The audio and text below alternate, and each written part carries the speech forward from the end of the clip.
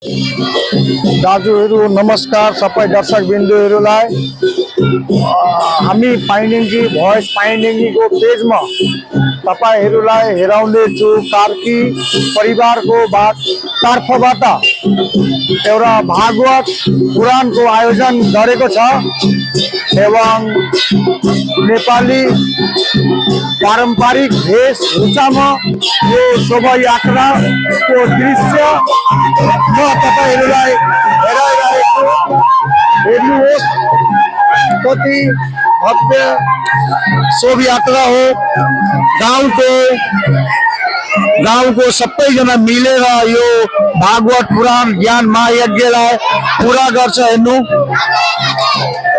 हेर्नुभयो पुरा गाउँको मान्छे कार्की परिवारको तर्फबाट यो आयोजन गरेको छन्। गुरुजी हेर्नुहोस्, यो नेपालबाट आएको गुरुजी छ।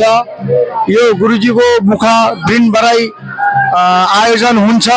कति दिनको आयोजन छ, के छ, म यहाँको परिवारको कोही सदस्यको साथमा कुरा गर्नुको कोसिस गर्छु एवं तपाईहरूलाई धेरै जानकारी दिनुको चेष्टा गर्छु। हेर्नुहोस्, यो शोभायात्रा पाइनेङ्गीको परिक्रमा गरेर उहाँसम्म पुग्छ। अहिले म कुरा गर्छु एकजना उनीहरूको परिवारको सदस्य होला, के छ। यो 7 दिनको प्रोग्राम हो। आज हाम्रो कलश यात्रा हो। अब अहिले हामी घर 11 बजी एकछिन कथावार्ता हुन्छ। त्यसपछि बेलुका 7 बजीदेखि कथावार्ता कति बजीसम्म हुन्छ? बिहान 9 बजीदेखि 2 बजीसम्म हुन्छ। बेलुका 7 बजीदेखि तपाईँको 10 बजीसम्म हुन्छ। हाम्रो यो भागवत कृष्ण पुराण हो, महापुराण 7 दिनको जुवाजोर नेपाली पुराण हो। यो कार्की परिवारको पुराण हो। मेरो नाम हो सुधार कार्की, अशोक कार्की, सुधार कार्की परिवारको यो एउटा हाम्रो आयोजक गरेको हो होइन। मेरो नाम अशोक कार्की हो, पानीटेङ्गी दुलालजोत।